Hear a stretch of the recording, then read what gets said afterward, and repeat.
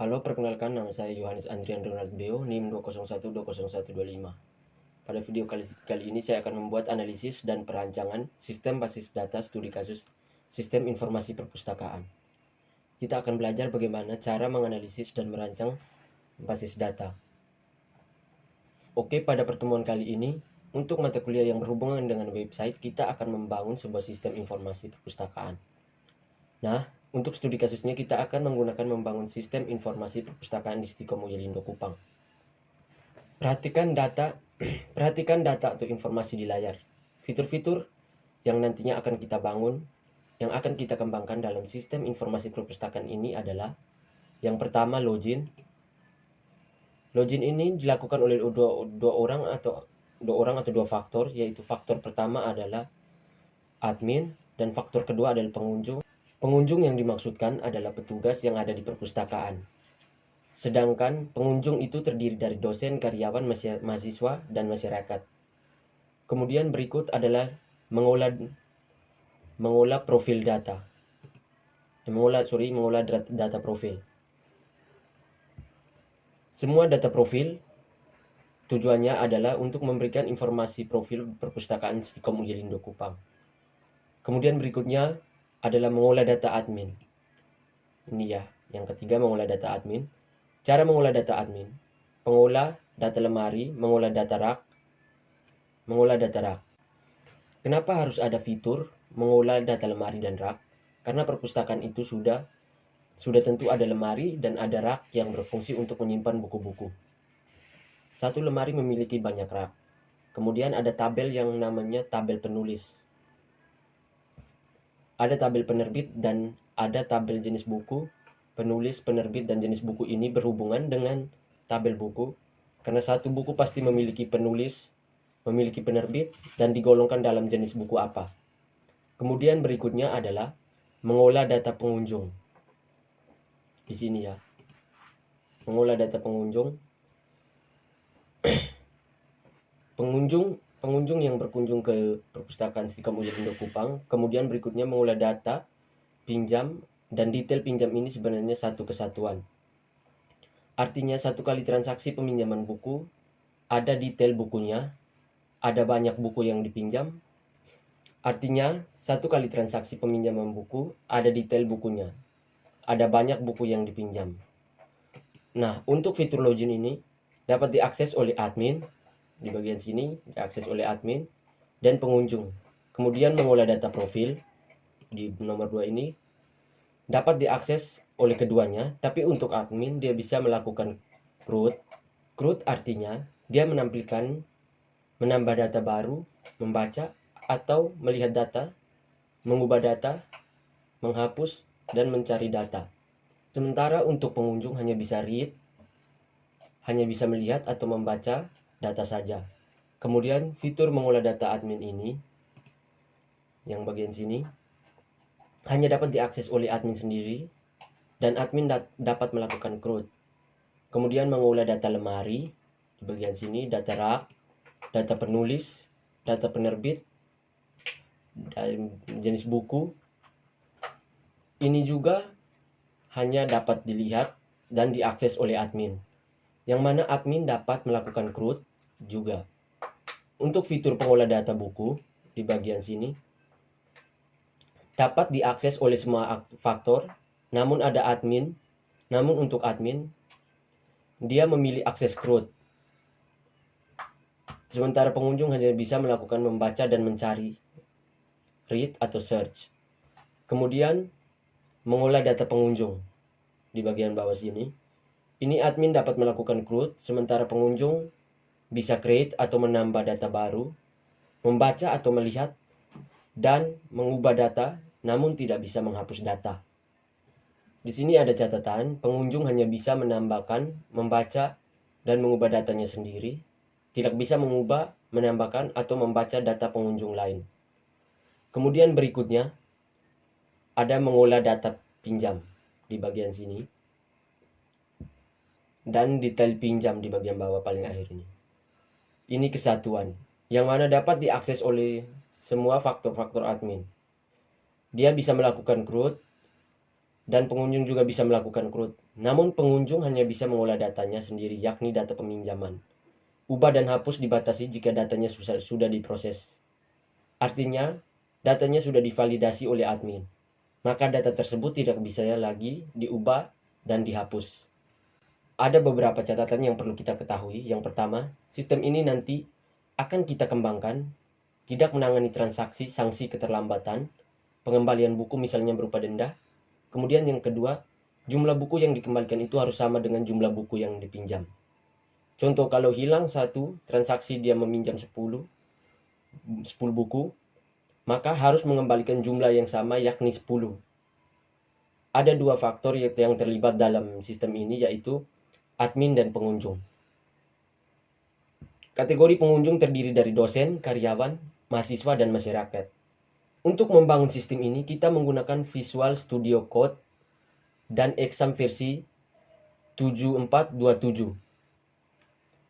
Kita menggunakan bahasa pemrograman PHP versi 7.4 di sini. Versi PHP yang terbaru adalah versi 8, namun kita belum bisa menggunakan versi 8 karena ada beberapa hosting yang support baru sampai di PHP versi 7.4. Jadi kali ini kita memilih menggunakan bahasa pemrograman PHP versi yang ke-7. Oke, fungsi-fungsi produk ini dianalisis atau ditentukan berdasarkan permasalahan yang terjadi di perpustakaan Stikom Uyelindo Kupang, yaitu tata letak buku atau tidak disimpan atau tidak diletakkan berdasar rak-rak yang sesuai. Kemudian jika ada penambahan buku ataupun jika ada penambahan lemari atau rak, maka itu perlu pendataan ulang lagi. Kemudian untuk pengunjung, dari setiap pengunjung yang datang ke kampus Stikom Uyelindo Kupang dan mau melakukan peminjaman dan pengembalian buku, wajib mendata dirinya terlebih dahulu.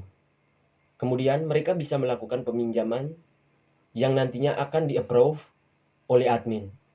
Berdasarkan permasalahan ini, ada kurang lebih 10. Padahal 1, 2, 3, 6 dan ada 10 tabel yang bisa kita buat ini pengembangan.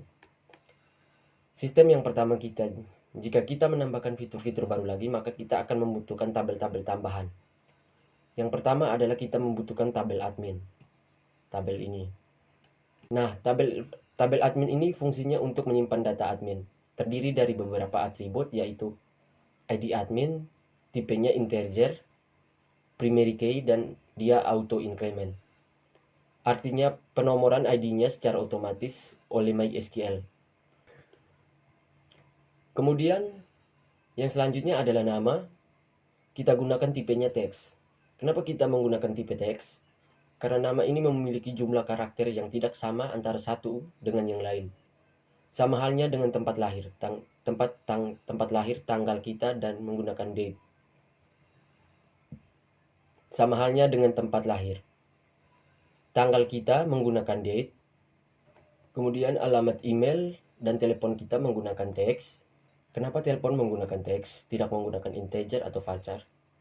Telepon itu sebenarnya dia terdiri dari angka-angka saja.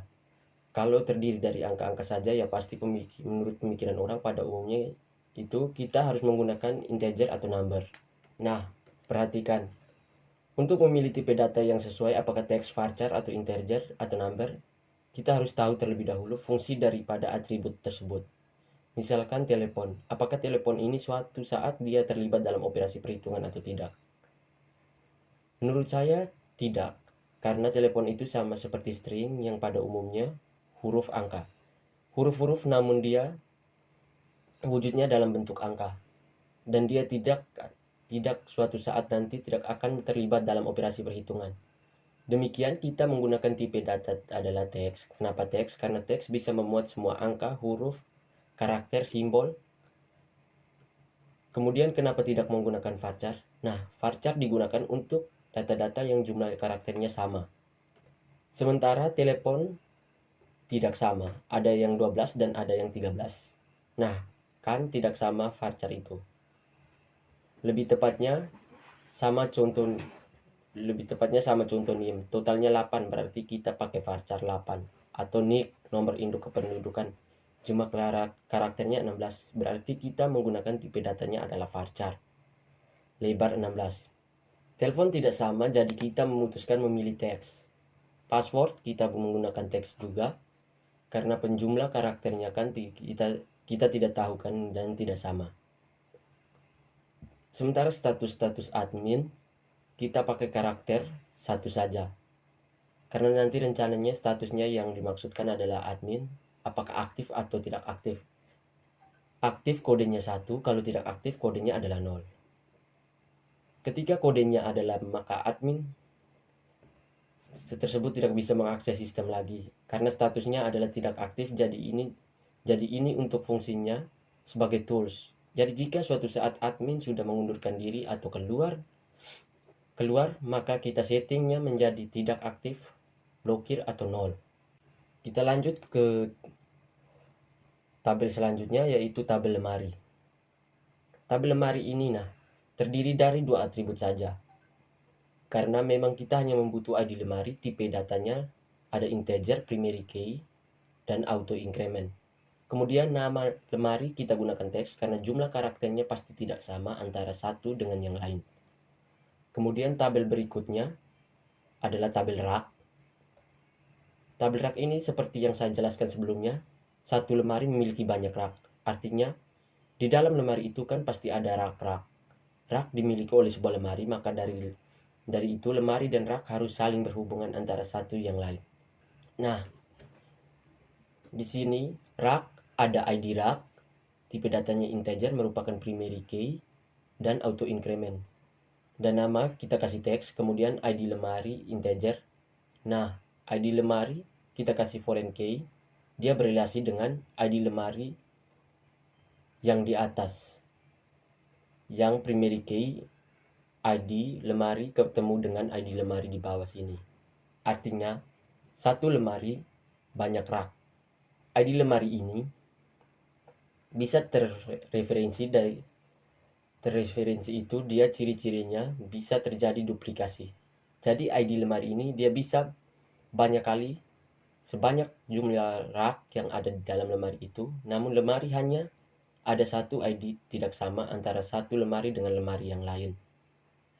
Nah, kalau ditarik garis relatif, maka ID lemari yang primary key ini akan ditarik ke bawah menuju ke ID lemari. Yang primary key ini yang foreign key ketika lemari dan raknya sudah ada, selanjutnya adalah kita akan membuat tabel penulis, tabel penerbit, dan tabel jenis buku. Ketiga tabel ini akan berhubungan dengan tabel buku. Kenapa? Karena satu buku memiliki satu penulis, satu buku memiliki satu penerbit, satu buku memiliki satu jenis, atau dibalik satu penulis bisa menulis banyak buku. Satu penerbit bisa menerbitkan banyak buku dan satu jenis buku bisa memiliki banyak buku. Jadi relasi yang terjadi ada relasi waktu many. Penulis ini sifatnya unik karena primary key ada di sini.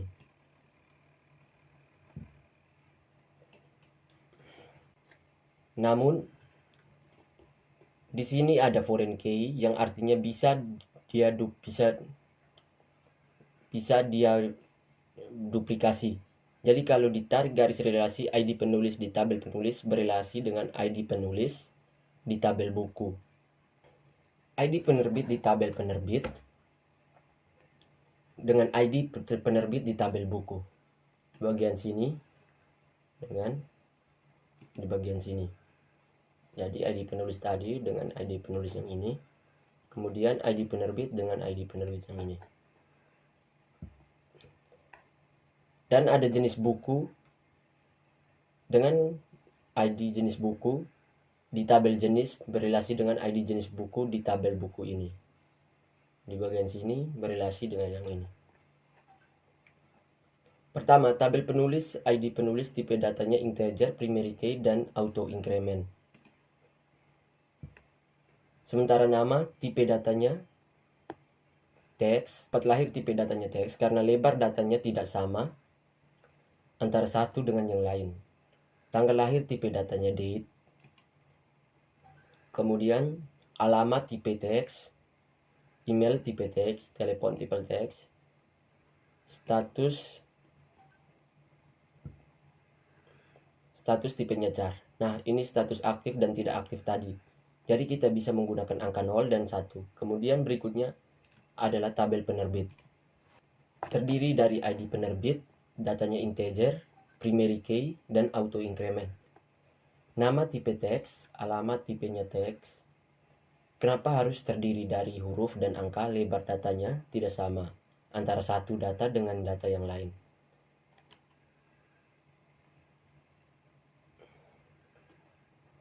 Kemudian tabel atribut berikutnya adalah kota, email, telepon, tipenya teks, statusnya char. Ini juga sama statusnya, ini kita gunakan untuk mengetahui aktif dan tidak aktif. Kemudian tabel jenis buku terdiri dari dua, yaitu jenis buku, ID jenis buku integer, primary key, dan auto increment. Nama kita menggunakan teks. Untuk jenis buku misalkan ekonomik, berita, fiksi, non-fiksi, kemudian buku rohani. Nanti kita buat kategori-kategori buku di buku komputer dan sebagainya, sama seperti kayak kalian pergi di toko buku Gramedia setiap hari. Setiap buku itu kan diletakkan di lemari-lemari atau tidak di rak, di mana setiap lemari itu mempunyai kategori-kategori. Misalkan buku komputer di komputer, bahasa, kemudian kamu sendiri. Jadi jenis yaitu kita nanti akan menginputkan atau simpan di tabel jenis buku. Setelah tabel buku terdiri dari ID buku, tipe datanya integer, primary key, auto increment.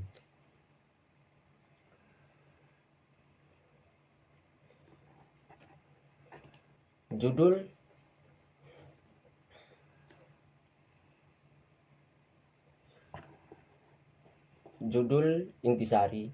Judulnya teks. Kenapa? Karena terdiri dari beberapa angka dan lebar data di antara satu record atau satu data dapat dengan data yang lain tidak sama. Intisari tipe datanya kenapa teks? Karena terdiri dari angka, lebar datanya tidak sama, dan jumlahnya tidak terbatas. Jumlahnya kan kita tidak tahu, ada yang banyak sekali dan adanya yang sedikit. Kemudian tahun terbit. Kita gunakan varchar, lebarnya 4. Tahun terbit kan tidak ada terlibat dalam operasi perhitungan. Jadi kita menggunakan angka saja dengan jumlah karakter, lebar karakternya adalah 4. ISBN kita menggunakan teks dan di sini null. Kenapa null? Artinya untuk atribut ini datanya boleh kosong karena ada buku yang ada, misalkan koran dan sebagainya, itu dia tidak memiliki ISBN sehingga kita biarkan kosong. Jumlah halaman dan jumlah buku tipe datanya integer karena nanti di suatu saat terlibat dalam operasi perhitungan. Kemudian ID penulis, ID penerbit, dan jenis buku. Ini adalah foreign key dari primary key masing-masing tabel ini. Dia sifatnya adalah foreign key. Dia bisa berulang datanya saat diduplikasi. Kemudian statusnya adalah char. Null, artinya 0. Artinya ingat, misalkan habis atau rusak atau seperti apa, nanti kita pikirkan lagi. Nah, kita mewakili angka travel yang 1 digit saja. Oke, selanjutnya kita akan bahas tentang tabel pengunjung.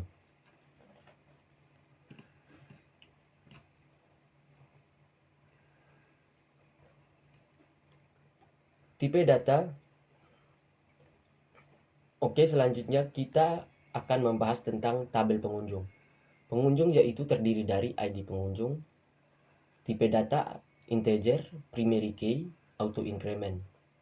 Nama tipe data teks karena terdiri dari angka, bisa huruf, kemudian jumlah recordnya tidak sama antara satu dengan yang lain, dan jumlah itemnya tidak dibatasi berapa jumlahnya. Tempat lahir juga sama, teks.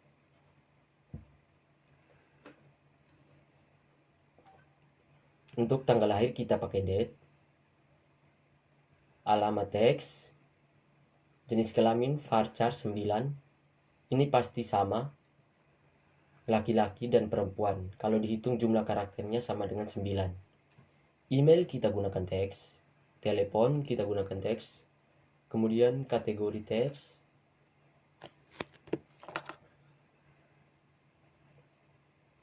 Nah, untuk tabel pengunjung ini dia akan berelasi dengan tabel pinjam.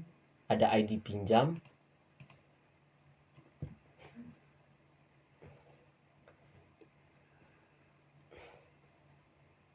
pinjam, tipe datanya integer, primary key, auto increment. Pinjamnya tanggal berapa, tipe datanya date. Kemudian tanggal kembali, artinya buku itu, transaksi itu yang membuat buku dikembalikan tanggal berapa. Di sini kita menggunakan date namun tipenya 0. 0 artinya pada saat dia meminjamkan pertama kali maka hanya terinput tanggal pinjam. Tanggal kembalinya masih dalam keadaan 0. Nah, ketika bukunya dikembalikan baru kita tinggal mengupdate, kita tinggal ubah saja tanggal kembalinya dari 0 menjadi bernilai.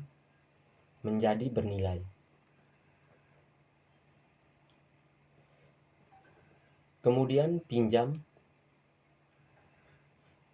mentransaksikan pinjam itu dipinjam oleh siapa.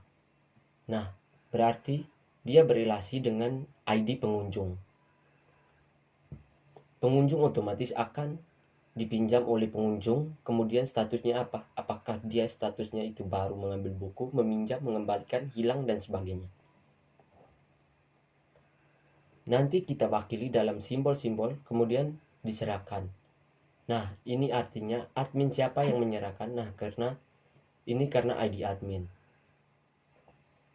Ini seharusnya adalah ID admin, tapi karena foreign key ada 2, akan menjadi salah.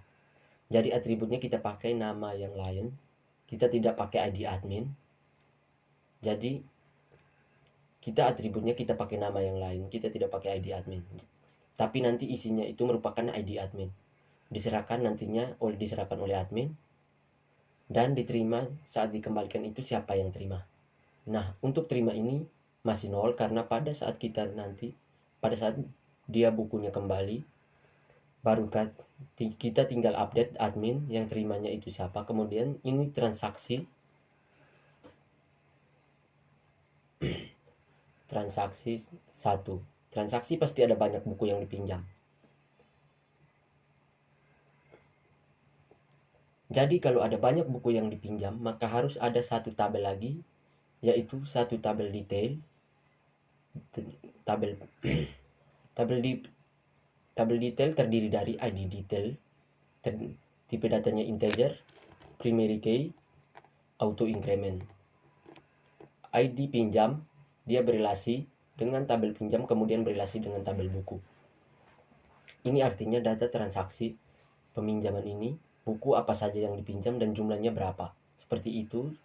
Jadi dalam satu transaksi, peminjam pasti berhubungan dengan pengunjung. Kan pengunjung yang melakukan peminjaman kemudian berhubungan dengan tabel buku. Yang akan buku apa yang dipinjam, kemudian tanggal pinjam, dan tabel detail ini berelasi antara satu dengan yang lain.